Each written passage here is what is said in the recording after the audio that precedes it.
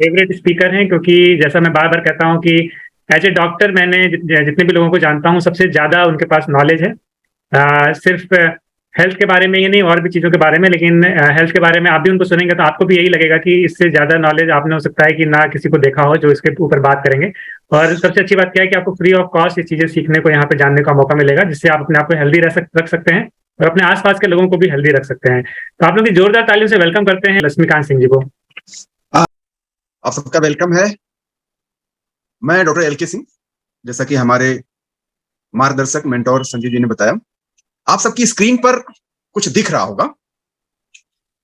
दो लिस्ट लगी हुई हैं, एक है लेफ्ट हैंड पे, एक है राइट हैंड पे।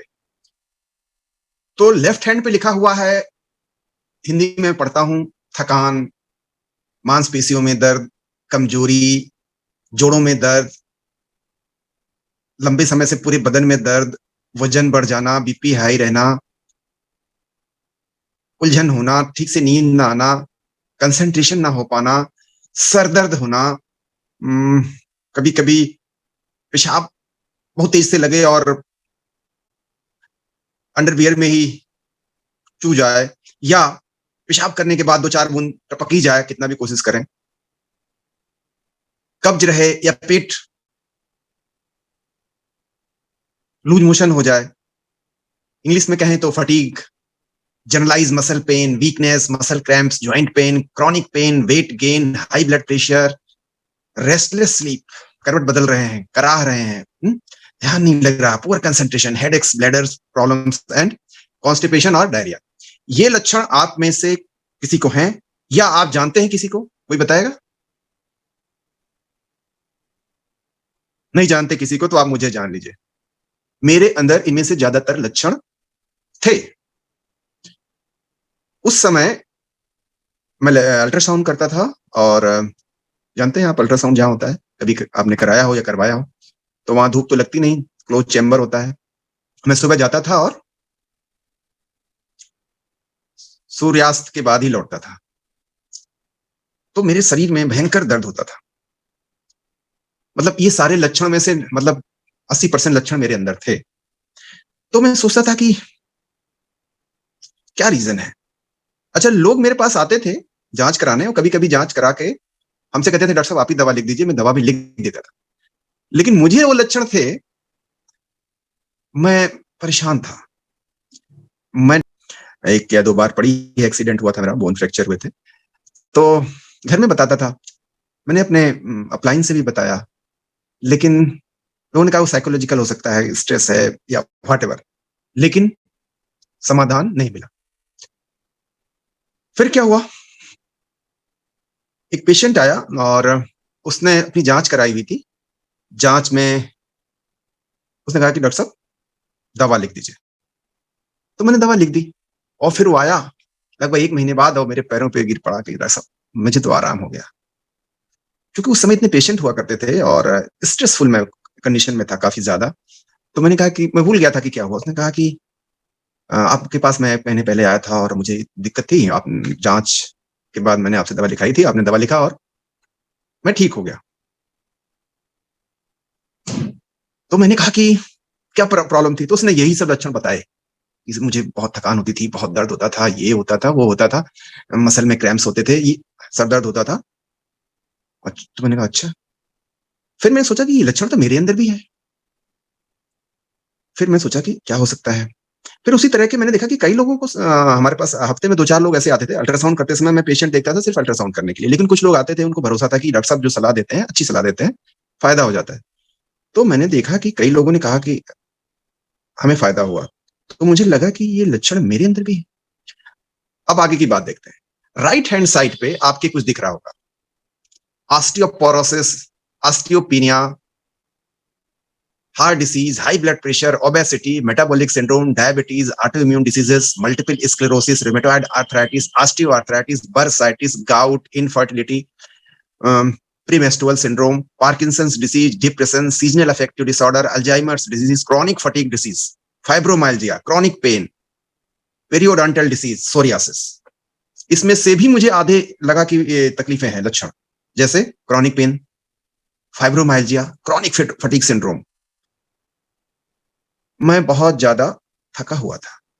मतलब आते ही उसी दौरान मैं प्लेटिनम भी गया, लेकिन मैं बहुत ज्यादा थका हुआ था। वो मैं जानता था, किसी से बता नहीं सकता था, लेकिन मैं अपने को बहुत सारी किताबें पढ़ रहा था कि क्या हो गया मुझे। तो मुझे जो वर्ड अपने लिए समझ में आया, मैं बर्नआउट का शिकार हो गया। तो मैं सोच रहा था कि बर्नआउट क्यों हो रहा है, क्योंकि मैं ज्यादा काम कर रहा हूँ। मैंने अल्ट्रासाउंड छोड़ दिया, मैंने दूसरी जगह जॉब ले ली, लेकिन लक्षण बरकरार रहे। उसी दौरान उसी दौरान ये लक्षण बरकरार रहे, मैंने जॉब बदल दिया। जॉब बदलने के साल भर तक मेरे अंदर लक्षण बरकरार रहे। फिर शुरुआत होती है, हो सकता है आपको दिख रहा हो, ये लॉन्च हुआ, इसका नाम है विटामिन डी प्लस। तो तब इस पर मेरा ध्यान गया कि कहीं मेरे अंदर ये दिक्कत तो नहीं है। मैंने बताया ना, मैं डॉक्टर से बचता हूँ, जांच से बचता हूँ, मैं अपना कभी नहीं कराया। तो मैंने लेना शुरू किया, और यकीन नहीं होगा आपको, मुझे हफ्ते भर में आधे से ज्यादा सिम्टम्स चले गए, और महीना बीतते बीतते मैं कह सकता हूँ 80% से एबव प्रॉब्लम सॉल्व हो गई। तो मुझे लगा कि लगता है कि मेरे अंदर इसी की कमी थी। तो मैंने फिर इसको और ध्यान से देखा। कभी कभी होता है ना कि आप इतने बाहर बिजी होते हैं कि अपने बारे में सोच ही नहीं पाते कि ये कैसे फायदा हुआ। बाकी चीजें तो मैं लेता था, बाकी चीजें तो मैं मतलब हेल्थ कॉन्शियस था, तो मैं चीजें फल फूल विटामिन वगैरह सब लेता था, प्रोटीन ओमेगा 3 लेता था, लेकिन ये अलग से मैं नहीं लेता था। तो जब मैं ये इसको अलग से लिया, तो मैंने जानने की कोशिश की ये है क्या। तब पता चला कि ये तो विटामिन डी है। और मैं रोज, हमारे पास बुजुर्ग लोग आते हैं, तो यूं समझिए कि 30-40 पेशेंट्स को मैं विटामिन डी लिखता हूं, लिखता था, लेकिन मैं अपने बारे में नहीं सोच रहा था कि मुझे ही कमी हो सकती है। फिर जब मैंने इसकी स्टडी किया कि इसमें क्या है, तो पता चला कि मेरे अंदर भी यही कमी है। क्यों? तो मुझे पूरे रिस्क जो होते हैं कि धूप ना लगना, स्ट्रेस रहना वगैरह वगैरह, ये सब थे मेरे साथ।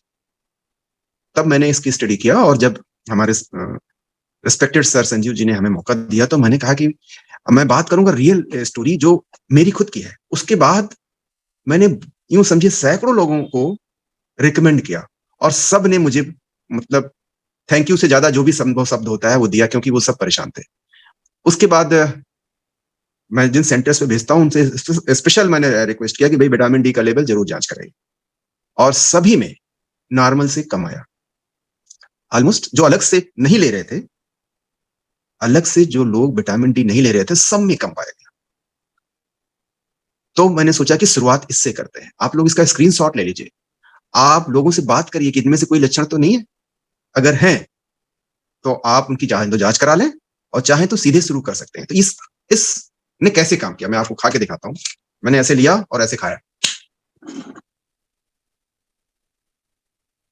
नॉर्मली इसको मैं ओमेगा 3 के साथ खाता हूं आज। तो ये कैसे फायदा करता है, मैंने इसकी डीप में स्टडी की, ये कैसे फायदा करता है। तो आप सब जानते हैं कि इसमें क्या है।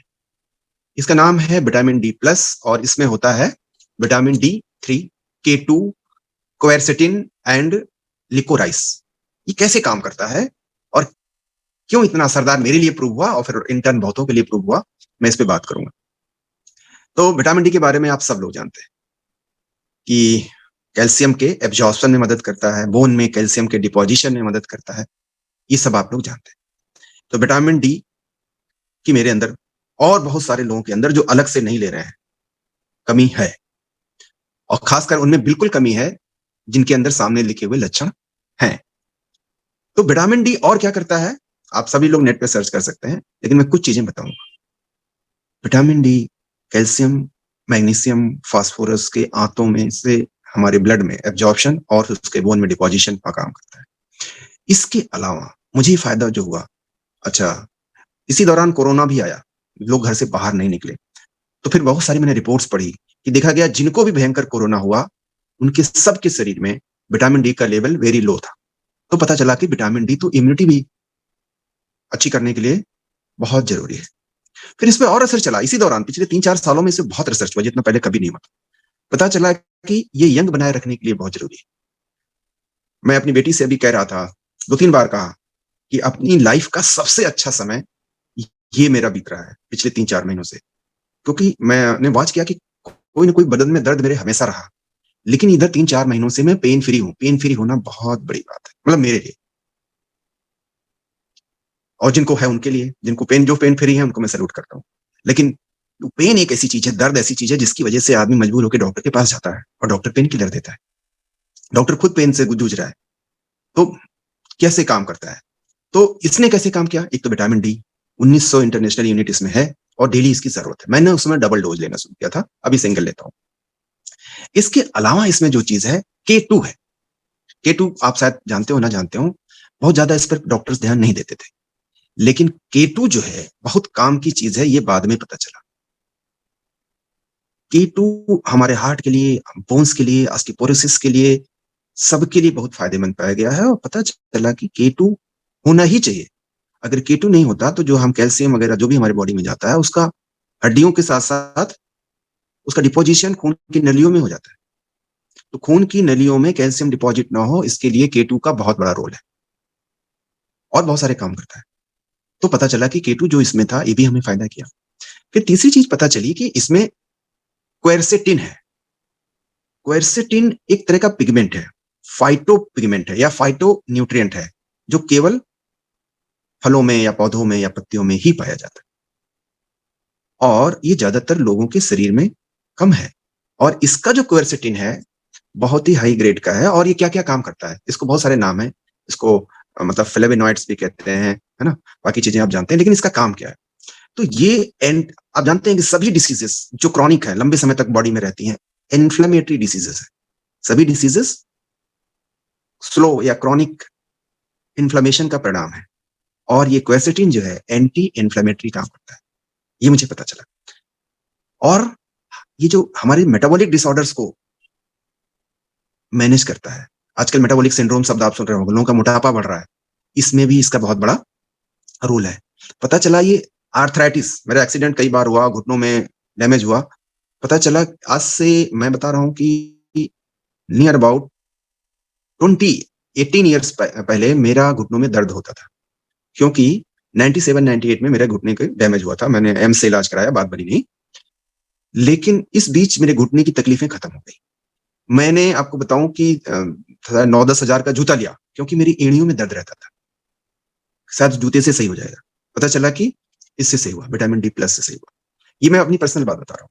तो जो क्वेरसेटिन है एंटी इन्फ्लेमेटरी है, एंटी आर्थराइटिक है, एंटी ऑस्टियोपोरोटिक है, मतलब ऑस्टियोपोरोसिस जो हड्डियों की घनत्व को कम करने वाली बीमारी है, उसमें भी ये फायदा पहुंचाता है। पता चला कि ये सांस की बीमारियों में भी फायदा करता है, जो अस्थमा और COPD, chronic obstructive pulmonary disease में भी। क्यों? ये अस्थमा भी इन्फ्लेमेटरी प्रॉब्लम है, सीओपीडी भी इन्फ्लेमेटरी प्रॉब्लम है, कार्डियोवैस्कुलर डिसीजेस भी इन्फ्लेमेटरी प्रॉब्लम है, उन सब में क्वेरसेटिन फायदा पहुंचाता है। यहां तक कि लंग कैंसर में भी फायदा पहुंचाता है। और पता चला विटामिन डी प्लस में है। और इसीलिए ये सब आप देख रहे हो ना राइट हैंड साइड पे, ऑटो इम्यून डिसीजेस, बर्साइटिस, ये ऑस्टियोआर्थराइटिस, गाउट, ये सब जो है इन्फ्लेमेटरी प्रॉब्लम है और हमें चाहिए एंटी इन्फ्लेमेटरी।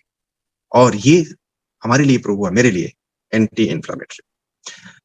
तो क्वेरसेटिन पे बहुत बड़े रिसर्च हुए हैं। सवाल यह कि हम कहां से ले रहे हैं, तो मैंने यहां से लिया, अब मुझे फायदा हुआ। नेक्स्ट चीज इसमें है लिकोराइस या मुलेठी। हम लोग समझते थे कि मुलेठी सिर्फ गले में खराश है उसमें फायदा करेगा या सांस में थोड़ा बहुत फायदा करेगा। पता चला कि ये बहुत ही पावरफुल एंटी इन्फ्लेमेटरी है, जो कि इस विटामिन डी प्लस में है। और मैं जब इसको सुबह शाम लेना शुरू किया, तो जो हमारे शरीर में, मेरे शरीर में एंटी इन्फ्लेमेटरी एक्टिविटीज हो रही थी, वो रुक गई। क्यों रुक गई? क्योंकि जो लिकोराइस है, इसमें ग्लाइसराइजिन नाम का एक कंपाउंड होता है। हालांकि इसके रूट में 300 से अधिक कंपाउंड्स होते हैं, लेकिन स्पेशली ग्लाइसराइजिन जो होता है पावरफुल एंटी इन्फ्लेमेटरी है। ये भी पता चला कि जो मुझे बदन दर्द मैंने बहुत सारी स्टडी की, हमारे ब्रदर इन लॉ टीसीएस में है, सीनियर लेवल पे है, उन्होंने बहुत सारे लिटरेचर हमें दिए फाइब्रोमाइल्जिया के बारे में, क्रॉनिक फटीग सिंड्रोम के बारे में। तो उसमें था कि शायद वायरस से भी होता हो, लेकिन प्रूवन नहीं था, सिर्फ थ्योरीज थी। तो पता चला कि मुझे उसमें भी था कि कोई वायरल बीमारी तो नहीं हो गई है कि इतना बदन में दर्द होता है। तो पता चला कि जो लिकोराइस होता है ये एंटीवायरल भी होता है। अगर रहा भी होगा मेरे अंदर, तो ये लिकोराइस की वजह से एंटी इन्फ्लेमेटरी जो उसका एक्शन है, एंटीवायरल जो एक्शन है, एंटीऑक्सीडेंट जो एक्शन है, यहां तक कि जो लोगों को गैस बनती है, जीईआरडी बोलते हैं, पेप्टिक अल्सर बोलते हैं, है ना, ये सब भी फायदा करता है। तो थोड़ा बहुत सबको रहता है कुछ हद तक, जो भी अप डाउन होता है लाइफ में, मुझे भी रहा होगा, वो सब ठीक हो गया। तो पूरी लाइफ में जो भी 50 प्लस में हूँ, ये पिछले 5-6 महीने से best time of my life है, बिकॉज ऑफ दिस वन। तो जो क्वेरसिटिन है, जो लिकोराइस है, जो K2 है, जो विटामिन D3 है, ये मैं सुबह शाम लिया लगभग 3 महीने तक, उसके बाद एक बार लेता हूँ। और 80% से अधिक चीजें ये बोन से रिलेटेड मुझे सॉल्व हो। तो मैं सोचा कि पहले सोल्यूशन से ही बात करते हैं डिटेल में। तो मैं खुद, और मैं आपको बताऊं, ज्यादातर डॉक्टर्स को समस्या है, क्योंकि हमेशा डॉक्टर चैम्बर में है, अपने क्लिनिक में है, अपने सर्जरी के OT में है, ऑपरेशन थिएटर में है, और उसको भी कमी है, और वो इतना बिजी है पेशेंट देखने में, पेशेंट इतना डिमांडिंग होता है, बेचारा खुद ही त्रस्त है। तो आप उनकी हेल्प कर सकते हैं। इसके साथ साथ जो चीजें मैंने ली, मैं बात करूंगा कैल्शियम, मैग्नीशियम, कैल-मैग-D+ लिया। तो कैल्शियम की जरूरत तो सब लोग पूरी कर रहे हैं, मैं भी पूरी कर रहा था, कैल्शियम, मैग्नीशियम और विटामिन D। तो कैल्शियम ज्यादातर डॉक्टर लिखते हैं या हम खुद ही ले लेते हैं, लेकिन कैल्शियम के साथ मैग्नीशियम की भी जरूरत है, ये मुझे पता था। लेकिन असली पता तब चला जब मैंने, पता है ना, कि ये लॉन्च हुआ और इसका मैंने सेवन करना शुरू किया। इसके अलावा ये जो हमारी बोन्स हैं, जो एक मैट्रिक्स है, बोन मैट्रिक्स, वो कनेक्टिव टिश्यू का बना होता है, उसे कोलेजन बोलते हैं। तो collagen is a type of protein. Collagen का मतलब होता है ग्लू, ग्लू मतलब गोंद। तो वो गोंद जिसमें बाकी चीजें फिट होती हैं, अगर आप मेरी बात समझ पा रहे हैं, वो गोंद जिसमें बाकी चीजें फिट होती हैं, उसी को कोलेजन बोलते हैं। तो बोन हमारी हार्ड तो होती है, लेकिन लिविंग टिश्यू है, उसमें बहुत सारी सेल्स होती हैं। हम 2 तरह की सेल्स की बात करेंगे। एक सेल होती है जो हमारे बोन को गलाती है, उसे बोलते हैं ऑस्टियोक्लास्ट, और एक होती है जो बोन को बनाती है, उसे बोलते हैं ऑस्टियोब्लास्ट। तो बोन फॉर्मेशन में जो सबसे ज्यादा एक्टिव सेल है, वो और भी कई तरह की सेल्स होती हैं, ऑस्टियोसाइट्स भी होती हैं। तो ऑस्टियोसाइट लीस्ट एक्टिव होती हैं, वो पेरीफेरी पे आ जाती हैं बोन के, लेकिन जो ऑस्टियोब्लास्ट होती हैं लगातार बनाने का काम करती हैं। अगर हमारी लाइफ सेडेंट्री है, हम ज्यादातर समय बैठे रहते हैं, कुछ फिजिकल एक्टिविटी नहीं करते, तो ऑस्टियोब्लास्ट की एक्टिविटी कम हो जाती है, और ऑस्टियोक्लास्ट जो होती हैं सेल्स, उनकी एक्टिविटी बढ़ जाती है, और ऑस्टियोक्लास्ट की एक्टिविटी बढ़ने से बोन का डिके होने लगता है। ऑस्टियोब्लास्ट का काम है बोन्स में कैल्शियम, मैग्नीशियम, फास्फोरस, जिन भी चीजों की जरूरत है उनको डिपॉजिट करना, और ऑस्टियोक्लास्ट का काम है बोन से ब्लड में निकालना। तो फिजिकल एक्टिविटी बहुत जरूरी है। फिजिकल एक्टिविटी का मतलब जब हम मसल चलाते हैं, चलते हैं, या कोई और जिम जाते हैं, या कोई स्ट्रेचिंग करते हैं, तो मसल, सभी मसल्स बोन से अटैच होती हैं, तो बोन को मैसेज जाता है, और बोन के जरिए ऑस्टियोब्लास्ट को मैसेज जाता है, और हमारी बोन की जो स्ट्रेंथ है मेंटेन रहती है फिजिकल एक्टिविटी से। तो फिजिकल एक्टिविटी प्लस ये न्यूट्रिशन, न्यूट्रिशन कौन सा? प्रोटीन पाउडर, जो हमारा कोलेजन बना रहा है। न्यूट्रिशन कौन था? जो उसमें मिनरल का डिपोजिशन होता है, calcium, magnesium, phosphorus, zinc, molybdenum, manganese, ये सब की जरूरत। और जो बोन्स में ले जा करके जो हार्मोन, हम कहते हैं ना, अभी हम आपको दिखाना चाहेंगे कि विटामिन D क्यों ज्यादातर लोगों में कम होता जा रहा है, तो शायद ज्यादा क्लियर हो पाएगा।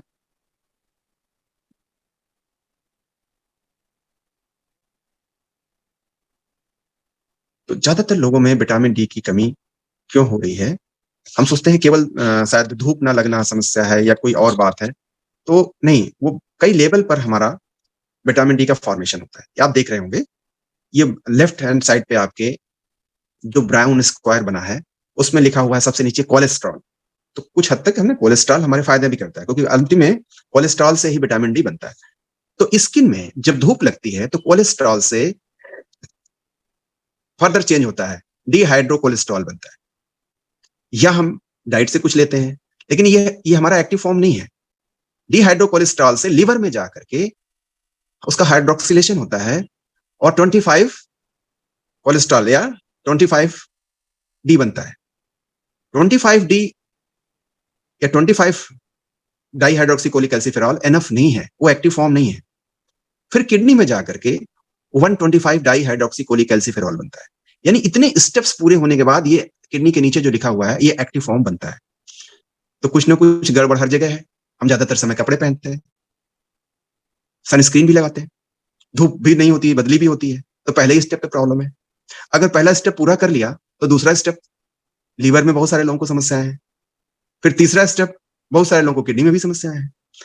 इसलिए इसका सप्लीमेंटेशन जरूरी हो गया है, क्योंकि इतने स्टेप में कहीं ना कोई प्रॉब्लम हो जाती है और इसकी कमी हो रही है, विटामिन डी की कमी हो रही है। तो विटामिन डी अगर हमारे शरीर में रहता है तो कैल्शियम जो हम खाते हैं, फॉस्फो जो हमारे खाने में गया, उसका एब्जॉर्प्शन होने पाता है। हमने फिजिकल एक्टिविटी की और विटामिन डी पर्याप्त है और न्यूट्रिशन जो बोन्स को चाहिए ये पर्याप्त है, तब ये बोन में डिपॉजिट होगा। इतनी चीजें जरूरी है। अब बोन मैट्रिक्स बना हुआ है, यानी कोलेजन बना हुआ है, कोलेजन प्रोटीन से बनता है, तो बॉडी में पर्याप्त प्रोटीन भी चाहिए। तो ये चीजें मैंने फुलफिल की। इसके साथ साथ मुझे लगता था कि सभी प्रॉब्लम्स इन्फ्लेमेटरी होती हैं, तो मैंने ये एंटी इन्फ्लेमेटरी ओमेगा 3 भी यूज किया। ओमेगा 3 और ये साथ में यूज किया क्योंकि हमने पता था, मुझे पहले से पता था, आपको भी पता होगा कि विटामिन डी फैट सॉल्युबल है, तो ओमेगा 3 एक फैट है, मैंने साथ में मिला के लिया और I am now the happiest person. इसके अलावा मैंने सभी मिनरल्स मिल सके इसके लिए विटामिन और सभी मिनरल्स जिसमें होते हैं 13 विटामिन और 11 मिनरल्स, ये भी लिया, पौधों से प्राप्त जो होता है ये भी लिया, सुबह शाम लिया। थोड़ा सा फिजिकल एक्टिविटी बढ़ाई। फिजिकल एक्टिविटी बढ़ाने को बोले तो मैं जैसे अभी हूं तो मैं पैर चला रहा हूं। पैर चलाते रहने से, जैसे मैंने बताया कि मेरी एड़ियों में भयंकर दर्द हुआ था, मैं खड़ा नहीं हो पा रहा था, मैंने शूज खरीदे सॉफ्ट वाले लखनऊ से, है ना, महंगा शूज की सॉफ्ट रहेगा तो हाँ ठीक है, थोड़ा टेम्पोररी रिलीफ हुई, लेकिन अभी मैं दौड़ सकता हूँ नंगे पैर कैसे भी, जस्ट बिकॉज मैंने ये चीजें ली। तो मैंने अपने को ठीक किया। फिर अपने साथ साथ बहुत सारे लोगों को यही समस्या थी, उनको सुझाव दिया और जिन लोगों ने फॉलो किया उनको 100% फायदा हुआ। तो ये आपके पास चांस है लोगों की मदद करने का। अब इसके बारे में बहुत सारे डिटेल्स लोग बात कर सकते हैं। मैं चूंकि इसी फील्ड में हूं, मैं जानते हुए भी परेशानी में था और समाधान में मुझे मतलब क्लियर नहीं था, मैं दूसरों को सजेस्ट कर रहा था लेकिन मैं खुद था। तो आप जान लो कि आप डॉक्टर्स की मदद कर सकते हैं, हड्डी के डॉक्टर्स की मदद कर सकते हैं। आप पूछिए, मुझे याद आता है कि मैं जिन हमारे प्रोफेसर थे उनको भी प्रॉब्लम्स थी। मैं कुछ प्रॉब्लम्स आपको दिखाना चाहूंगा।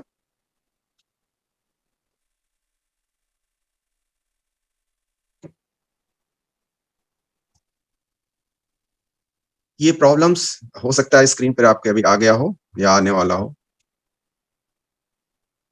ये आप जान लें कि हड्डियां और हड्डियों की मोबिलिटी मेंटेन रहे उसके लिए जोड़ होते हैं। हड्डियां हमारा इंफ्रास्ट्रक्चर बनाती हैं। हड्डियां हमारा चलने फिरने दौड़ने जो कुछ भी है, हमारा जो इंफ्रास्ट्रक्चर है जैसे बिल्डिंग का, वैसे हमारे हाथ पैर का ही है। तो ज्यादातर लोग जो 40 प्लस हो रहे हैं, मेरे पास फौजी लोग आते हैं और जो कभी पहाड़ ढकेल सकते थे आज वो खड़े नहीं हो पाते। कुछ लोग, उनके लिए फ्री में ट्रीटमेंट है, मैं ही रेफर करता हूँ। और कुछ लोग ट्रांसप्लांट करा लेते हैं नी जॉइंट का, टोटल नी ट्रांसप्लांट, कुछ दिन बाद फिर और दूसरी समस्या हो जाती है, क्योंकि जो कारण है वो मौजूद है। उनके शरीर में बोन को और जॉइंट्स को हेल्थी रखने के लिए जो न्यूट्रिशन चाहिए वो उनके अंदर नहीं जा रहा है, जो मेरे अंदर भी नहीं जा रहा था। तो जिनको भी मैंने सजेस्ट किया और जिन्होंने लिया उनको फायदा हुआ, और जिन्होंने कहा कि नहीं हम तो ऑपरेशन कराएंगे, कुछ दिन फायदा रहा, उसके बाद फिर दूसरी तीसरी दिक्कतें बनी हुई हैं। तो ये है ऑस्टियो आर्थराइटिस। मैंने अभी कहा कि आइटिस जहां लगा हो उसका मतलब सूजन। तो ये ऑस्टियो आर्थराइटिस, ऑस्टियोपोरोसिस और उसके पहले की एक स्टेज है ऑस्टियोपेनिया। क्यों हो रहा है? न्यूट्रिशनल गैप और stress too much. Nutritional gap का सिंपल सा मतलब है जो हमारी बोन्स को चाहिए वो नहीं मिल रहा है। स्ट्रेस बहुत ज्यादा है। स्ट्रेस का मतलब मानसिक और शारीरिक तनाव। कुछ ऐसा शरीर को जो चाहिए नहीं मिल रहा है और जो नहीं चाहिए उसका बहुत ज्यादा मिल रहा है, शरीर को भी मन को। तो ये स्थिति पैदा हो रही है, इसको बोलते हैं ऑस्टियोआर्थराइटिस। और ऑस्टियोआर्थराइटिस और ऑस्टियोपोरोसिस बहुत बड़ी समस्या है। तो इसका समाधान आपके हाथ में है। वही चीजें जो मैंने खाई वो यहां भी काम करता है, बस इसमें एक चीज और जोड़ सकते हैं। मैंने जिनको भी जोड़ा उनको इस चीज में, जो दाहिने हाथ पे दिख रहा है वो ऑस्टियो आर्थराइटिस है और बाएं हाथ में जो दिख रहा है वो रिकवर हो गया है। कैसे रिकवर हुआ? इन्हीं चीजों के साथ साथ उसमें ग्लूकोसामीन ऐड करने से। ग्लूकोसामीन क्या है? जो बीच में दिख रहा है आपको, ये ब्लू कलर का बीचों बीच में नेवी ब्लू कलर का, दैट इज कार्टिलेज या मेनिस्कस भी बोलते हैं। तो ये कार्टिलेज घिस जाता है। इस कार्टिलेज को रिपेयर करने के लिए अगेन वही कोलेजन चाहिए। कोलेजन, कोलेजन किससे बनता है? प्रोटीन से बनता है, ग्लू, है ना। तो ग्लूकोसामिन और प्रोटीन ओमेगा 3 का सेवन किया गया तो ये कार्टिलेज रिपेयर हुआ। और बोन्स कैसे रिपेयर हुई? अगेन जो मैंने आपको शुरू में बताया, इन चीजों को लेने से, मैं फिर से दोहरा दे रहा हूं, मैंने कैलमेक डी प्लस लिया, मैंने विटामिन डी प्लस लिया, न्यूक्लियाइड डेली लिया, ओमेगा 3 लिया और प्रोटीन पाउडर लिया। मेरे खानदान में मेरे पिताजी के जितने भाई थे, उनके जितने, मतलब मेरे बाबा जी का जो भी और उनके भी, सब लोग को भयंकर गठिया हुआ था। मेरे फादर 80 के हैं, उनको गठिया नहीं है, जस्ट बिकॉज मैं उनको ये चीजें दे रहा हूं। मैं भयंकर नी ज्वाइंट से गुजरा, तकलीफ से मैं रिकवर हो गया। डॉक्टर ने बोला था, जो नॉर्दर्न इंडिया के सबसे बड़े नी ज्वाइंट एक्सपर्ट हैं, डॉक्टर जे माहेश्वरी, उस समय वो एम्स में थे, बाद में वो फिर सर गंगाराम में चले गए। उन्होंने कहा, भाई मैं देखिए आपका रिपेयर करने के लिए ये जो हमारा कार्टिलेज और ACL PCL सब गड़बड़ हो गया था, लेकिन वो स्टेबिलिटी नहीं आएगी। मैंने ऑपरेशन नहीं कराया। आज इसी की कृपा से मैं दौड़ सकता हूँ, कूद सकता हूँ, सीढ़ियां मतलब बहुत तेजी से चढ़ता हूँ, मतलब कोई कह नहीं सकता, और ना मेरी बॉडी में कोई आज स्थिति ऐसी है। तो ये हमने शॉर्ट में बात की। इसके अलावा और बहुत सारी तकलीफें बोन्स की होती हैं, वो आपके क्वेश्चन से सॉल्व हो जाएंगी, और या कभी जरूरत हुई तो हम फिर नए सेशन से बात करेंगे। तो मैंने शॉर्ट में बात की, ये रियल बात है, ये कोई डॉक्टर की बात नहीं, ये एज ए पेशेंट में बता रहा हूँ। डेफिनेटली मैं इसी पेशे में हूँ और मैं खुद तकलीफ में था। ऐसा कहा जाता है कि बहुत से डॉक्टर उसी बीमारी से मरते हैं जिसका इलाज करते हैं। मैं भी उन्हीं में से एक, मान लीजिए। लेकिन आज मैं ठीक हूँ। क्यों ठीक हूँ? क्योंकि ईश्वर की कृपा से मुझे इस चीजों का एक्सपोजर आप सबके माध्यम से हुआ। तो आज मैं इतना ही कहूंगा। ओवर टू यू सर, किसी का कोई सवाल है?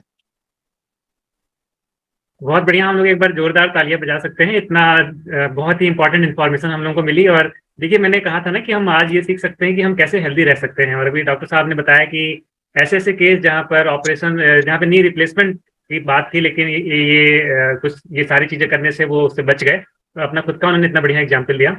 तो जरूर आप सबने समझा होगा, सीखा होगा और इसका फायदा उठाएंगे। आप में से किसी का अगर कोई सवाल है तो आप डिजिटली हैंड रेज कर सकते हैं और मैं आपको अनम्यूट कर दूंगा और आप वो सवाल पूछ सकते हैं। तो सबसे पहले योगेंद्र रोजी जी ने हैंड रेज किया है। डॉक्टर साहब नमस्ते। जी वेलकम, नमस्ते। मेरा नाम योगेंद्र है। मेरा क्वेश्चन यह है, जैसे मेरा जो जॉब प्रोफाइल है सिटिंग का बहुत ज्यादा है, तो कई मतलब 1-1.5 साल हो गया। ऐसे एक प्रॉब्लम हो रही है, जैसे मेरे ये सर्वाइकल और स्पॉन्डिलाइटिस, इन दोनों की प्रॉब्लम बढ़ रही है। एक्सरसाइज भी करते हैं, फिजियोथेरेपी भी कराई थी, और न्यूट्रिशन में मैं प्रोटीन भी लेता हूँ, डेली भी लेता हूँ, सैलमन भी लेता हूँ, विटामिन डी भी लेता हूँ, कैल्शियम भी लेता हूँ, तुलसी, त्रिफला और क्या बोलते हैं, गार्लिक भी लेता हूँ, साथ साथ में मैं मिल्क थिसल भी लेता हूँ। लेकिन मैं ये सब चीजें एक साथ में लंच के पीरियड में लेता हूँ। क्या मेरे ये सभी प्रोडक्ट जो एक साथ में लेते हैं लंच के पीरियड में लेने में कोई प्रॉब्लम है, या फिर कुछ एडिशनल और भी सजेस्ट कुछ हो सकता है जिससे कि मुझे इसमें कुछ बेनिफिट मिले? आप खाना कितनी बार खाते हैं? ब्रेकफास्ट, लंच और डिनर। 3 बार खाते हैं। तो न्यूट्रिशन को भी डिवाइडेड डोजेज में लेना चाहिए, नंबर 1। नंबर 2, एक खास तरह की एक्सरसाइज है। मैं आपको बता रहा हूं कि मैं अभी जब अबू धाबी गया था, तो अबू धाबी में मैंने जो वहां पर फेरारी राइड थी, मैं सिंगल ही गया था, वाइफ हमारी नहीं जा पाई थी। तो मेरा वहां पर बैठने का ज्यादा नहीं था, लेकिन फिर भी मैं सिर्फ देखने की नियत से चला गया, और सिंगल सीट थी पीछे, और कुछ इंस्ट्रक्शन जो भी दिए गए थे मैं सुन नहीं पाया और पीछे बैठ गया। और उसकी speed with in few seconds में कई 100 किलोमीटर पर आवर हो जाती है। तो मेरी नेक में बहुत भयंकर, मतलब अचानक विद इन 3 सेकेंड्स अगर आपको 0 से 300 की स्पीड पे पहुंच जाए और इंस्ट्रक्शन पता ही ना हो, इंस्ट्रक्शन मैं सीधे करके बैठा था, और इंस्ट्रक्शन था कि आगे झुका के बैठना है। अब आप समझ लें कि मुझे लगा कि मैं गया। मैं, आप यकीन मानिए, मैं वैसे फिजिकली ठीक हूं, लेकिन मुझे लगा कि मैं गया। खैर, और इतना भयंकर दर्द उस समय हुआ, उसके बाद काफी समय तक रहा। तो एक खास तरह की एक्सरसाइज है, मैं चाहता हूं कि अभी आपको मैं दिखा दूं, जस्ट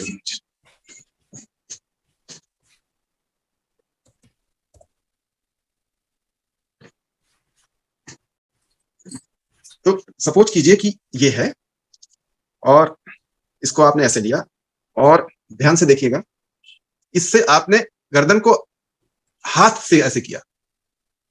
हम तो वैसे भी कर सकते हैं, ऐसे नहीं, इस जो हमने टॉवेल लिया हुआ है इससे ऐसे किया धीरे धीरे, मतलब हमने पैसिवली गर्दन को इधर टिल्ट किया, फिर दूसरी तरफ ऐसे किया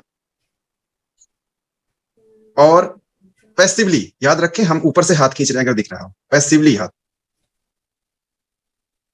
फिर ऐसे किया पैसिवली।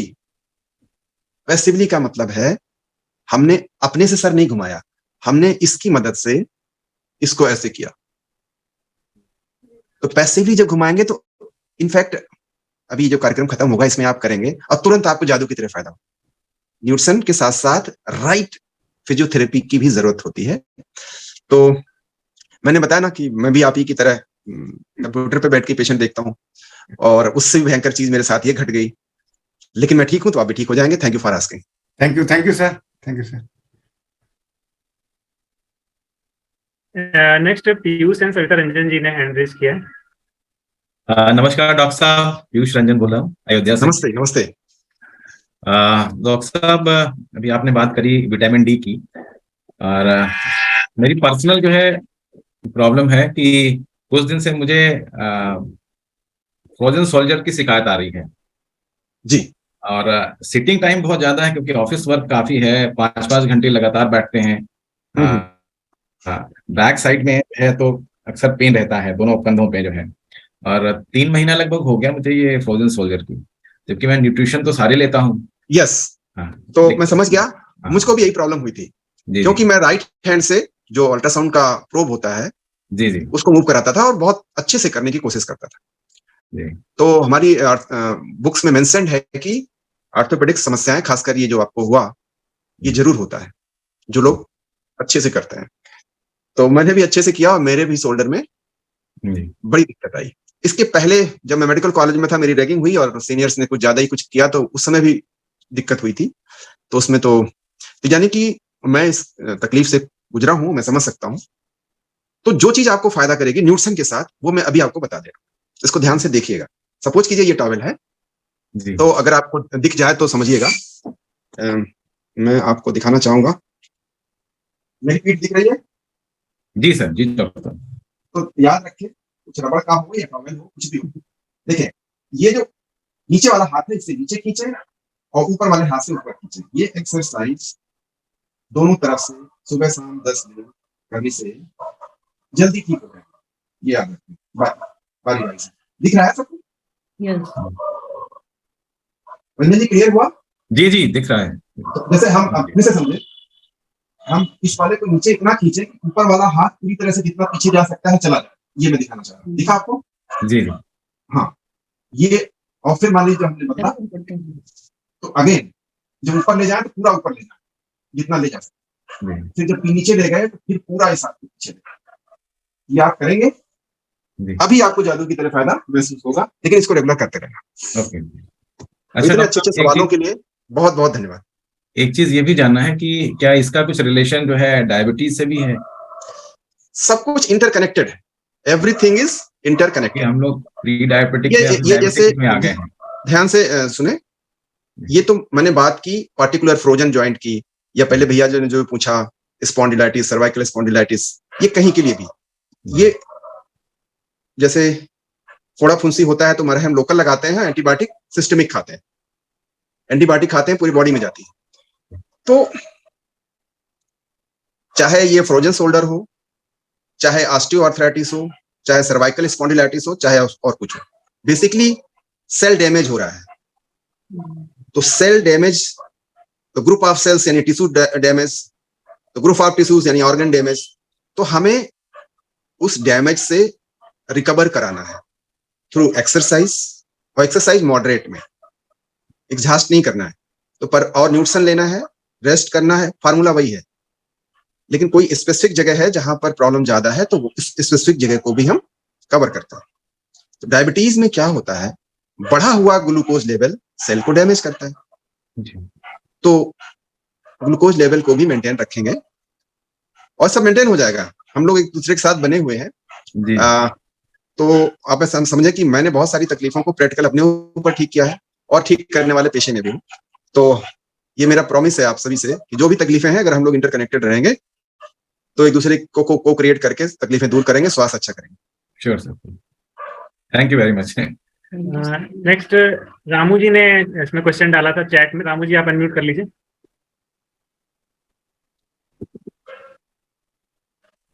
सुनील एंड सीमा भारती जी ने हैंड रेज किया हाँ है। सर, हाँ सर, नमस्कार सर। जी नमस्कार। हाँ डॉक्टर साहब, मेरा एक छोटा सा क्वेश्चन है, कोई बड़ा इशू नहीं है। अभी हम लेटेस्ट अभी लखनऊ से किए हैं। अभी अपने ग्रुप में थोड़ा पुराने ओल्ड हमारे थोड़ा एबीओ थे जो कोरोना पीरियड में जो है थोड़ा सा रिलैक्स मोड में हो गए थे। तो हमारे दरअसल भांजे हैं, हमारे जो इनकम टैक्स ऑफिसर हैं, और भांजे के जो है वाइफ हैं, वो जो है टीचर हैं। वो काफी दूर तक जाती हैं, करीब 40 से 45 kilometre per day up down करती हैं। तो उनको मैं ग्लूकोसामाइन और कैल्शियम मैं रिकमेंड करके आया हूँ। उनके बोन्स में ज्यादा प्रॉब्लम होती है। तो मैंने आपके मुंह से क्वेश्चन सुना था प्रोटीन का। प्रोटीन का क्या रोल है डॉक्टर साहब? हमने बताया ना कि जो हड्डियां हैं जी उनका जो मैट्रिक्स है वो जी कोलेजन से बना है और कोलेजन प्रोटीन से बनता है, ठीक है ना। तो कोलेजन क्या है, एक कनेक्टिंग टिश्यू है, कनेक्टिव टिश्यू। कनेक्टिंग मतलब कनेक्ट करने वाला। कैल्शियम को, मैग्नीशियम को, फास्फोरस को कनेक्ट कौन करेगा? प्रोटीन करेगा। तो प्रोटीन जो कनेक्ट करने वाला है वही ठीक से नहीं होगा तो ये कनेक्ट कहां होंगे? आप मेरी बात समझ रहे हैं ना? तो नेक्स्ट सुनील सीमा भारती जी ने हैंड रेज किया है। Good evening sir. Good evening. जी मेरा क्वेश्चन है कि जैसे कुछ लोग से हम लोग मिलते हैं तो वो कहते हैं कि घुटनों में दर्द है हमारे, है ना। तो कभी कभी वो नहीं बता पाते कि हमारा दर्द किस वजह से है, ऑस्टियो अर्थराइटिस की वजह से है या यूरिक एसिड बढ़ा हुआ है। तो या फिर कभी कभी लोग बताते हैं कि हमारा जो है घुटनों में बहुत ज्यादा स्वेलिंग है क्योंकि यूरिक एसिड बढ़ा हुआ है, या फिर बताते हैं कि ऑस्टियो अर्थराइटिस है। तो क्या दोनों में ही जो है एक ही तरह के सप्लीमेंट, या फिर पहले पता लगाएं कि क्या चीज है फिर अलग अलग सप्लीमेंट चलेंगे इसके लिए? अच्छा सवाल है। अगर यूरिक एसिड बढ़ा होता है तो पैर के अंगूठे के बेस पे दर्द होता है ज्यादा। घुटने में जो अगर दर्द हो रहा है तो ज्यादा संभावना है ऑस्टियोआर्थराइटिस की। घुटने का दर्द ऑस्टियोआर्थराइटिस होता है और पैर का जो अंगूठा है उसका जो आधार है वहां अगर दर्द हो रहा है तो वो यूरिक एसिड की वजह से होता है।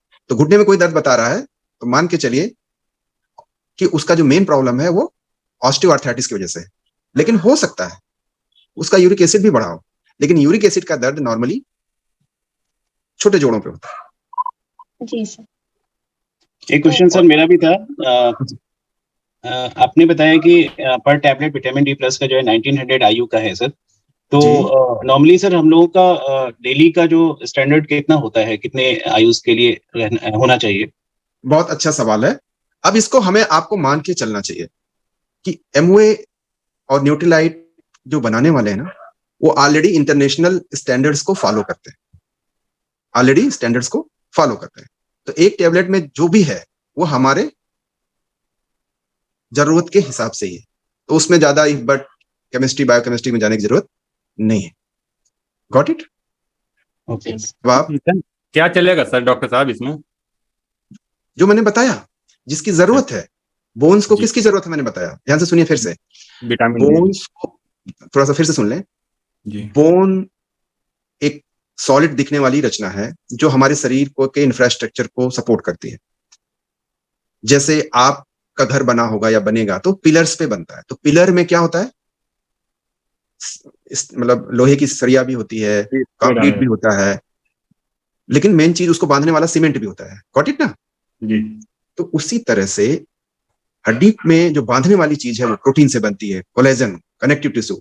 और उसमें जो मल्टीपल मिनरल्स हैं जैसे calcium, magnesium, phosphorus, zinc, molybdenum, manganese, इनको बांधने का काम करता है ये, ठीक है, कोलेजन।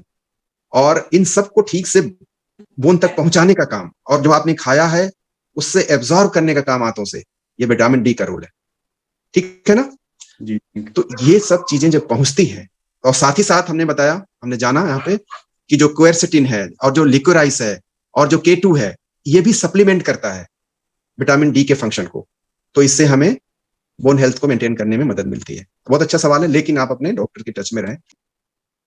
विभिन्न जगहों के हिसाब से विभिन्न नाम दे देते हैं, हम सोचते हैं कोई नई बीमारी होगी। जगहें जैसे अगर सूजन गांठ में है तो बोलेंगे ऑस्टियोआर्थराइटिस, क्योंकि जोड़ में है तो ऑस्टियोआर्थराइटिस, हड्डी, ऑस्टियो मतलब बोन होता है। लेकिन अगर सूजन मसल में है तो कहेंगे मायोसाइटिस, अगर सूजन रेटिना में है तो कहेंगे रेटिनाइटिस। तो सूजन का जो कारण है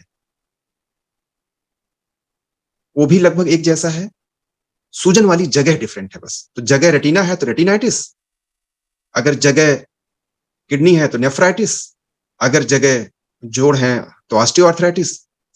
तो जगह के आधार पर नाम बदल जाते हैं, हम सोचते हैं कि कोई अलग बीमारी होगी। बीमारी बेसिक वही है कि वहां पर इन्फ्लेमेटरी प्रोसेस फास्ट हो गई है। हमें एंटी इन्फ्लेमेटरी चीजें भी लेना है और जो न्यूट्रिएंट उस जगह को सपोर्ट करते हैं वो भी लेना है, थोड़ा रेस्ट भी करना है, और अगर वहां पर ब्लड सर्कुलेशन और एक्टिविटी बढ़ाने के लिए जैसे अभी कुछ हमने एक्सरसाइज करके दिखाया है वो भी करना है, कवर हो जाएंगे। Got it? नेक्स्ट विमल लता शर्मा जी ने हैंड रेज किया है। Thank you sir. सर मेरा नाम विमल शर्मा है और सर मैंने जैसे लास्ट टाइम भी आपसे क्वेश्चन किया था, मेरे को जो प्रॉब्लम है एवियन की दिक्कत है। हेलो जी बोले।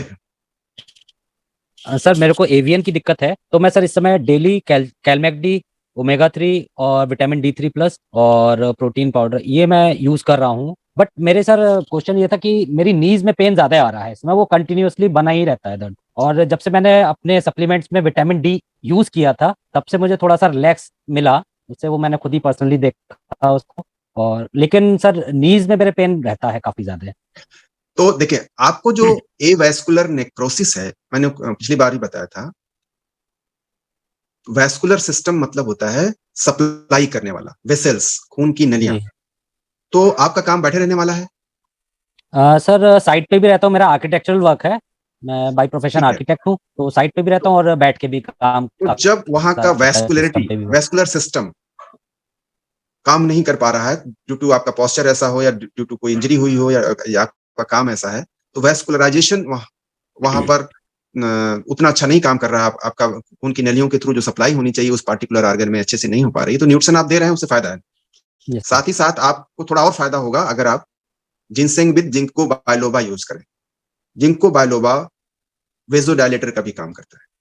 और दूसरी बात भी मैं कहूंगा कि ये जो विटामिन डी है, कुछ दिन आप विटामिन D+ कुछ दिन आप इसको डबल डोज में लें। ये जो क्वेरसिटिन और लिकोराइस और K2 है, थोड़ा सा ये भी वेजोडायलेटर का काम करते हैं, वेसल्स को इंप्रूव करते हैं, ऐसा देखा गया है, कार्डियोवैस्कुलर सिस्टम में इंप्रूवमेंट लाते हैं। कैल्शियम आप कितना लेते हैं? सर कैल्शियम कैलमैक्डी मैं 2 ले रहा हूँ और सैल्मन ओमेगा 3 2 लेता हूँ। कैलमैक्डी जब भी आप कोई भी ले, मैं बता रहा हूं, तो याद रखें साथ में विटामिन D+ जरूर लें। बाजार में भी से कोई लेता है तो K2 अगर नहीं है तो कैल्शियम, खासकर आपकी तकलीफ में, जैसे मैं बता रहा हूं, ध्यान से सुनिएगा, ऐसा पाया गया है कि अगर K2 नहीं है तो वेसल्स में, खून की नलियों में कैल्शियम का डिपोजिशन भी हो सकता है। तो खून की नलियों में कैल्शियम का डिपोजिशन होगा तो वैस्कुलरिटी प्रभावित होगी। वैस्कुलरिटी प्रभावित होने का मतलब आप जैसी बीमारी हो सकती है, बढ़ सकती है। तो कैल्शियम का डिपोजिशन वेसल्स में, आर्टरीज में ना हो, इसीलिए K2 की बहुत सख्त जरूरत है। तो आप इसका डोज को डबल कर दें, चाहे तो कैल्शियम एक बार कर दें, कैलमैक्डी वंस और विटामिन डी कुछ दिन डबल डोज में। और कितने दिन तक कर सकते हैं? एटलीस्ट 1 मंथ करें। उस ऑर्गन को थोड़ा सा ब्लड सर्कुलेशन बढ़ाने के लिए आप थोड़ा सा मसाज करें, मतलब फिजिकल एक्टिविटी आपका जो भी वर्क है उसमें एक एक्सरसाइज है, मैं चाहूंगा आप नेट पे सर्च करके करिएगा, सोलियस मसल एक्सरसाइज, नोट कर लीजिए। सिंपली क्या होता है, आपको पंजे के बल खड़े होना, फिर नॉर्मल होना, पंजे के उठाना, मतलब एड़ी को उठाना, पंजे के बल खड़े होकर फिर नॉर्मल करना, यही है सोलियस मसल एक्सरसाइज। इससे आपका मेटाबॉलिक रेट भी इंप्रूव होगा और वहां का ब्लड सर्कुलेशन भी बढ़ेगा। अगेन पोस्चरल अगर दिक्कतें हैं किसी को, जैसे मैं अगर ऐसे बैठूंगा तो जाहिर सी बात है मेरा फ्रेमवर्क ऐसे ही हो जाएगा। तो कोशिश करना चाहिए कि हमें स्ट्रेट बैठे और मूव भी करते रहें। एक समय में एक बार में ऐसा देखा गया है कि 40 मिनट जब बीत जाए तो जरूर मूव करना चाहिए। अदरवाइज आप देखते होंगे कि नंबनेस आती है, पिंस एंड निडल्स हो जाते हैं, सुन्न होता है, झुंझुनी पकड़ती है, ये सब मतलब है कि हमारा सर्कुलेशन प्रभावित हो रहा है। तो न्यूट्रिशन ओके अपना काम करेगा, लेकिन जो मूवमेंट है उसका कोई विकल्प नहीं है। तो मूवमेंट भी करना है, फिजिकल एक्टिविटी भी करनी है। काफी लोगों ने हैंड रेज किया, टाइम कम है तो हम लोग थोड़ा जल्दी जल्दी करते हैं। निर्मला जी अनम्यूट कर लीजिए। हेलो सर, नमस्ते सर। हमको जो है दिक्कत है, मेरे दोनों पैरों में जो है कहीं कहीं, पूरा पैर नहीं, जैसे झुंझुनी चढ़ती है तो पूरे पैर में होती है, लेकिन हमको कहीं कहीं होता है। कभी अंगूठे में हो गया, तो कहीं एड़ी के पास हो गया, तो कहीं एड़ी के ऊपर हो जाता है। और रात में सोने पर हमको जो है, जब सोने जाते हैं तब जलन होती है पैर में, जो राइट वाले में कुछ ज्यादा ही होती है। तो इसके लिए सर कौन सा सप्लीमेंट जो है लें? तो जो सप्लीमेंट्स बताए उनके साथ साथ आप नेचुरल भी ऐड करें। झुंझुनी अगर हो रही है तो B1 की भी कमी होती है, तो नेचुरल भी अगर आप ऐड करेंगी तो जो B कॉम्प्लेक्स की जरूरत है वो भी पूरी होगी, तो आपको रिकवरी में आसानी होगी। और सर हमको, आवाज चली गई आपकी, अनम्यूट कर लीजिए निर्मला जी। हाँ हेलो सर, कह रहे हैं हमको जो है घुटने में भी दर्द होता है, कभी कभी इसमें से आवाज आती है, जैसे कट कट की आवाज आती है, तो जैसे लगता है कोई टूट रहा है, इसकी आवाज आती है। एज क्या है आपकी? सर 36। जब मैं इसी के आसपास था तो मेरे घुटने में बहुत दर्द होता था, और मैंने यही बताया ना कि मैं कैसे ठीक हुआ। तो इस वीडियो को आप देखिएगा फिर से, आप भी ठीक हो जाएंगे। दूसरा याद रखें, जो सभी जोड़ हैं हमारे, जैसे मेरे हाथ है तो इसका मूवमेंट होना जरूरी है। उसी तरह से नी भी मोड़ना सीधा करना, मोड़ना सीधा करना, ये जरूरी है। तभी आप न्यूट्रिशन लें, अच्छा है। न्यूट्रिशन के साथ अगर आप उस ऑर्गन की एक्टिविटी नहीं करेंगे, सबसे अच्छी एक्टिविटी होती है ब्रिस्क वॉकिंग, तेज चाल से पैदल चलना, सारे शरीर की एक्सरसाइज हो जाती है। तो सर न्यूट्रिशन, हम जो सीढ़ियाँ बहुत ज्यादा चढ़ते हैं जो है, तो आपको लगता है आप पूरा कर रही हैं तो अच्छी बात है, लेकिन खुशी खुशी चढ़ती है। कितनी बार चढ़ जाती हैं सीढ़ियाँ? सर 3 फ्लोर है हमारा घर जो है, बहुत बार हमें हो जाता है, हमें लगा 10-15 बार हो जाता होगा, सुबह से लेकर शाम तक। तो आप इस चीज को ऐड करें और खुशी खुशी, जैसे कूद कूद के चढ़े, मतलब खुश होकर के कि हमारा 3 मंजिला घर है और हम इसको एंजॉय कर रहे हैं, इस तरह से चढ़े और साथ में न्यूट्रिशन लें, ठीक हो जाए। नेक्स्ट पुष्पा तिवारी जी ने हैंड रेज किया।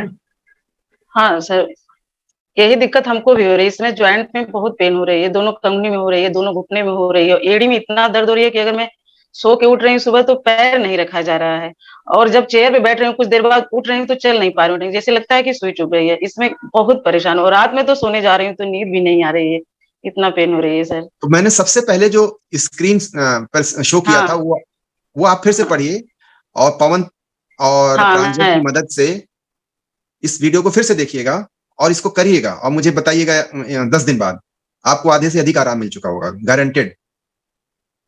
नेक्स्ट अखिलेश सरोज जी ने हैंड रेज किया है। अखिलेश जी आप। हाँ सर, गुड इवनिंग सर। जी नमस्ते सर। मेरी वाइफ सर प्रेग्नेंट है, 8वां मंथ चल रहा है इस बार सर उनको।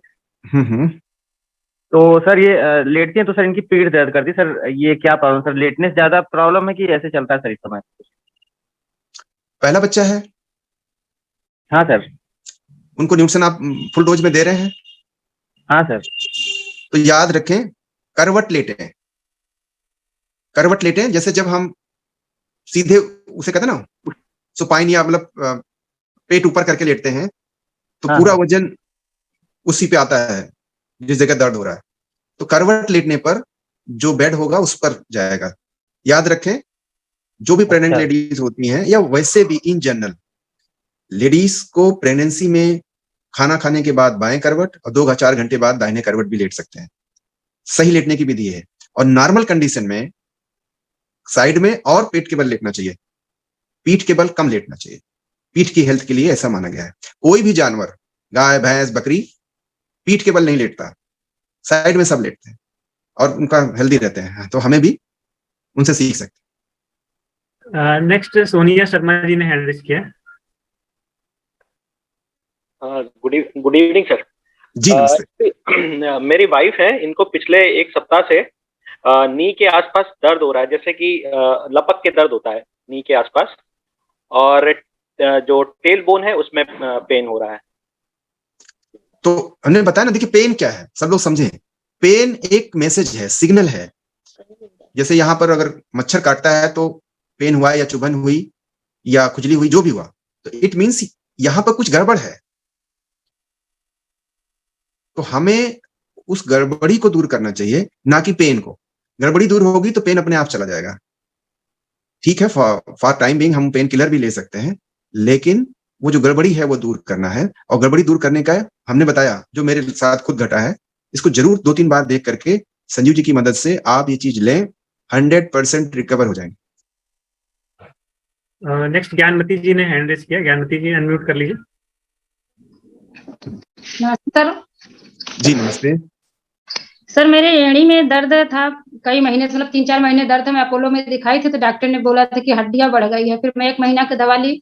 उसके बाद मैं एक खुशबू मैम से डॉक्टर से दिखाई तो सप्लीमेंट मुझे ग्लूकोसामाइन, कैल्शियम और विटामिन डी और नेचुरल बी फाइबर सब दी थी, तो मैं वो खाई थी। आराम तो है सर, पर अभी तो वो सारी सप्लीमेंट तो खत्म हो गए अभी जल्दी में, 1 हफ्ते हुए।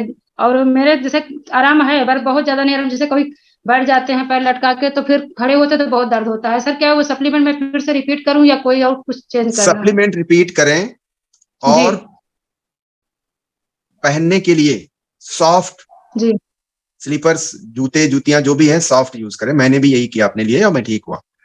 जी वही मैं कर हाँ, बोला था खरीदने को, मैं सोल भी खरीदी हूँ और जूता हाँ, भी। हाँ, और मूवमेंट करते रहें। और कुछ एक्सरसाइजेस भी होती हैं, मैं आपको बता दूंगा नेक्स्ट बात जी, में। जी, तो जी। आपके हस्बैंड हैं, रहते हैं साथ में? नहीं वो आरा में है, बिहार में। अच्छा, और आप? मैं घर पे रहती हूँ यहाँ साउथ सिटी लखनऊ में। आप लखनऊ में रहती हैं, ठीक है। तो थोड़ा सा खुश रहने का प्रयास करिए। बच्चे साथ में है ना? जी जी बच्चे साथ में। मैं खुश बहुत रहती हूँ सर, काम बहुत करती हूँ, ऐसा कोई वो नहीं है। तो ये चीजें ठीक हो जाएंगी, बशर्ते कि ये न्यूट्रिशन एक दिन की नहीं, ये रोजमर्रा की जरूरत है कि एक बार आपने ले लिया तो हो गया।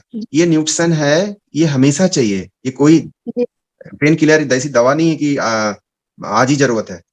ये जब तक स्वस्थ रहना चाहते हैं, जैसे खाना खाते हैं तो खाने में जो चीज कमी रह जाती है, ये उस तरह का चीज है। तो जिन्होंने भी आपको यहाँ बुलाया है उनसे मदद लीजिए और इसको कुछ दिन रेगुलर लीजिए, ठीक है?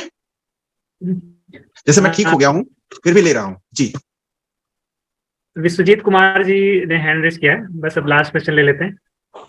जी सर प्रणाम। जी प्रणाम सर। मेरे लेफ्ट साइड में घुटने के जस्ट नीचे जहाँ जोड़ है वो दर्द होता है। कोई एक जगह नहीं होता, कभी नीचे होता है, कभी साइड में होगा, कहीं ऊपर होगा, मन उसी के आसपास राउंड में घूमता रहता है। और यह दर्द तब शुरू होता है जब मैं सोने के मूड में होता हूँ, जब रेस्ट करता हूँ तब चलता रहता हूँ, दर्द नहीं करता है। और पर डे कम से कम 200 किलोमीटर में डेली चलता हूँ सर। 200 किलोमीटर? जी बाई कार। ओ, आप खुद ड्राइव करते हैं? नहीं ड्राइवर करते। अच्छा, तो सब लोग जाने कि आप चाहे खुद ड्राइव करें और चाहे आप बैठ के ड्राइव करें, मतलब बैठे हो गाड़ी में, ये चीज बहुत ज्यादा एग्जॉस्ट करती है। जी मतलब गाड़ी में बैठना स्ट्रेसफुल होता है। तो जब भी कोशिश करें कि हर 100 किलोमीटर पर थोड़ा रेस्ट करें या 50 किलोमीटर पे थोड़ा फ्रेश हो, यूरिन पास करके मूव करते रहें लगातार। अब 2 घंटे का मतलब 200 किलोमीटर का मिनिमम है कि 2-2.5 घंटे तो आप गाड़ी में जितना स्पेस उसी में बैठ के काम चलाना पड़ता है। तो जो चाहिए पोजीशन बॉडी के लिए वो मतलब सही नहीं होती है गाड़ी में बैठना। मैं भी समझ सकता हूँ, मेरा भी आना जाना जब होता है तो कोशिश करें बीच में उतर करके मूव करते रहें। एक एक्सरसाइज जो मैंने बताया है वो सबको करना चाहिए, सोलियस मसल पुल एक्सरसाइज। सोलियस डालेंगे, सोलियस एक्सरसाइज, SOLEUS। तो वो अगर आप करते हैं तो इस तरह की दिक्कतें, एड़ी की दिक्कतें, घुटने की दिक्कतें, उस घुटने के नीचे जो हमारा पिंडली है, काफ मसल है, उसकी दिक्कतें सब में आराम होगा। दूसरी एक एक्सरसाइज है, दोनों घुटनों को पास पास कर लें, मोड़ें और पूरा तानें। ये बेस्ट समय होता है जब सोने जाए तो पेट के बल लेट के करें। जैसे तैरते हैं लोग पेट के बल, वैसे ही तैरने वाली कि मतलब मोड़े घुटने को, यानी एड़ी जो है हिप को टच करे, फिर सीधा करें। 10 बार ऐसा कर लें तो घुटने की भी एक्सरसाइज हो जाती है और हिप की भी एक्सरसाइज हो जाती है। एक तो ये। और जब सुबह उठें तो जब पैर जमीन पर रखते हैं उसके पहले ही आने ढीला करें, आने ढीला करें। तो काफ मसल एक्सरसाइज बोलते हैं, आप नेट पे भी सर्च करते हैं, कर सकते हैं, calf muscle exercise, sorry thigh muscle या क्वाड्रिसेप्स मसल एक्सरसाइज। तो क्वाड्रिसेप्स मसल का जो अटैचमेंट होता है बेसिकली नी जॉइंट पे होता है, और जब मसल स्ट्रांग होती है तो जहां जहां अटैचमेंट होता है वहां वहां की बोन्स भी स्ट्रांग होती है। हमने शुरुआत में बोला कि इफ बायोफीडबैक मैकेनिज्म है, यूज इट और लूज इट, ये कहावत है। जिस ऑर्गन को हम यूज करेंगे तो वो ग्रो करेगा या मेंटेन रहेगा, अदरवाइज हम उस ऑर्गन को लूज कर देंगे।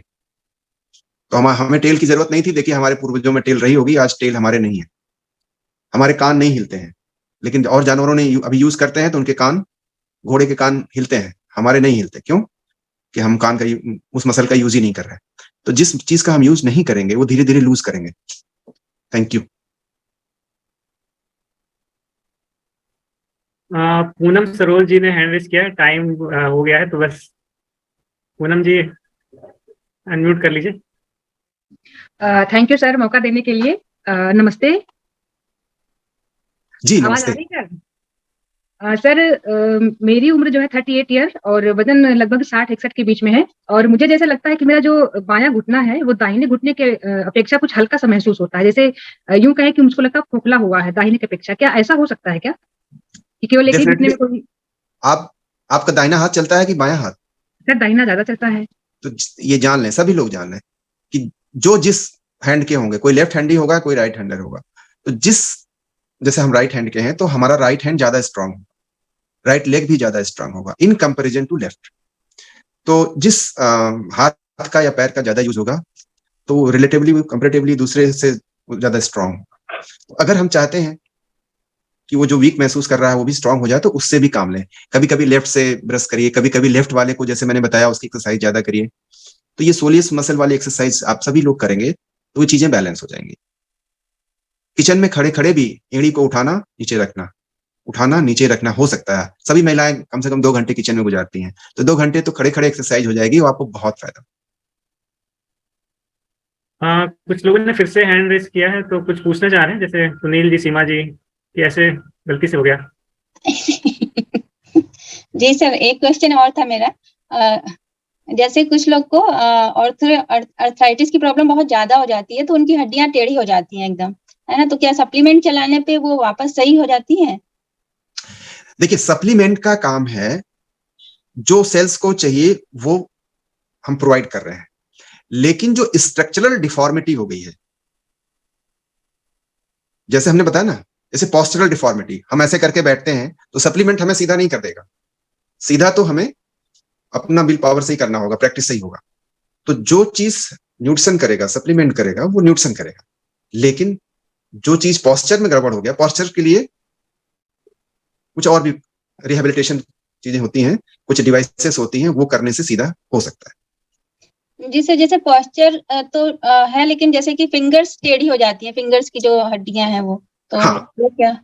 तो फिंगर्स जिनकी टेढ़ी हो रही हैं वो ऑस्टियोआर्थराइटिस नहीं है, वो रूमेटॉइड आर्थराइटिस है। रूमेटॉइड आर्थराइटिस बोले तो ऑटो इम्यून डिसीज है। ऑटो इम्यून डिसीज पर हम कभी फिर पूरी चर्चा करेंगे। ऑटो इम्यून डिसीज में क्या होता है कि हमारी जो इम्यून सेल्स हैं वही हमारे कार्टिलेज और जॉइंट के अगेंस्ट काम करने लगती हैं, तो वो स्मॉल जॉइंट्स डैमेज हो जाते हैं, डैमेज होने लगते हैं, तो उस वजह से उंगलियां टेढ़ी हो जाती हैं। तो वो बीमारी का जो कॉज है वो थोड़ा डिफरेंट है। जी सर। तो ऑटो इम्यून जो चैप्टर कवर करेंगे तो उस समय हम और डिटेल में बात करेंगे। लास्ट में मुमताज जी, आपने फिर से हैंड रेस किया है, तो कुछ पूछना है आपको? ये है। हेलो। हाँ बोलिए। कह रहे थे कि पूछना ये है कि कैल्शियम मतलब के टाइम खा सकती हैं? देखिए, नॉर्मली एक नॉर्मल आदमी को जरूरत जैसी हो, लेकिन लेडीज को 2 गोली की जरूरत सभी हमेशा रहती है, और विटामिन डी भी मिनिमम। और ड्यूरिंग प्रेगनेंसी, लैक्टेशन, ये जरूरत बढ़ जाती है। जी, जैसे ऑलरेडी तो हमारी वाइफ जैसे बेड पर है ना, वो करीब 12-13 साल से है, तो उनके हाँ, लिए तो 2 गोली उनको आप मिनिमम दीजिए। 2 गोली, और विटामिन डी भी 2 गोली सुबह शाम। विटामिन डी अगर उनके अंदर कम है तो सुबह शाम दीजिए, और अगर कम नहीं है तो भी 1 गोली जरूर दीजिए। तो चलिए, बहुत बढ़िया, बहुत कुछ सीखने को मिला, और बोन्स के ऊपर, जॉइंट्स के ऊपर इतनी सारी इन्फॉर्मेशन हम लोगों ने पहली बार ली, आप लोगों ने भी पहली बार ली होगी, तो हम सभी लोग बहुत थैंकफुल हैं, हम सभी लोग एक थैंक्स दे सकते हैं और एक बढ़िया सी क्लैपिंग कर सकते हैं डॉक्टर लक्ष्मीकांत जी के लिए। और देखिए यहाँ पर इस प्लेटफॉर्म के थ्रू फ्री ऑफ कॉस्ट कितनी सारी जानकारी हम लोगों को मिल रही है, जिससे कि हम अपने आप को, अपने परिवार को, अपने आसपास के लोगों को हेल्दी रख सकते हैं।